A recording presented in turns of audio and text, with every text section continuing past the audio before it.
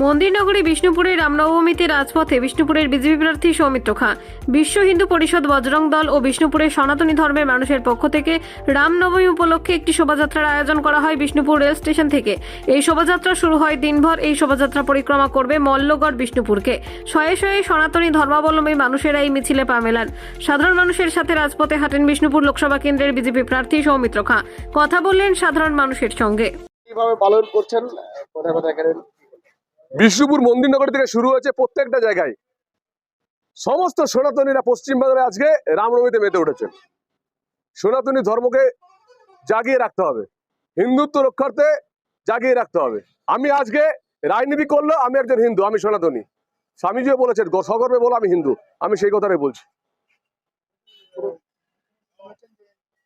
আমি প্রথমে বলবো, মাননীয় মুখ্যমন্ত্রী একজন সনাতনী হিন্দু হয়ে আপনার কাছে জোর হাত করে বলছি, আপনি বলেছেন রামনবমীর দিনটা সাম্প্রদায়িকতার দিন। আপনি বলেছেন যে আমরা সাম্প্রদায়িকতা করতে পারি, আপনি তার জন্য ক্ষমা চান। কারণ আপনি নিজে হিন্দুদের কাছে কেন ভোট চাইছেন? রামনবমীর মতো শ্রদ্ধা করুন। সবসময় হিন্দু জাতিকে অপমান করবেন না, হিন্দু জাতি তা মেনে নেবে না।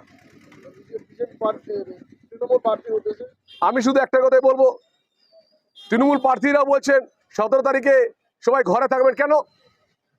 সনাতনীরা জেগে উঠেছে, সনাতনীরা পরিষ্কারভাবে রাস্তায় নামলে আপনাদের তো ভয় কেন? তাহলে সনাতনীদের কাছে ভোট ভিক্ষা চাইছেন কেন? আমরা সগর্বে বলি, নরেন্দ্র মোদী রাম মন্দির করেছেন, আমরা সবাই হিন্দু, আমরা জয় শ্রীরাম করবো। আজকের পালনটা হচ্ছে, দেখুন, মন্দিরনগরী বিষ্ণুপুর, মহারাজা বীর আম্বির বিষ্ণুপুর। এই বিষ্ণুপুরের সমস্ত বিষ্ণুপুরবাসী, বিশ্ব হিন্দু পরিষদ, সংঘ পরিবার সবাই মিলে আজকে একসঙ্গে রাস্তায় নেমে রামনবমী পালন করছে। এটা একটা ঐতিহ্যপূর্ণ ব্যাপার। আমাদের সব জায়গাতে হচ্ছে, কতুলপুর, জয়পুর, ইন্দাস, পাত্রসাহেব, সোনামুখী, বরজড়া, সব জায়গাতে হচ্ছে, শেয়ারা বাজার, সব জায়গাতে আমাদের হচ্ছে।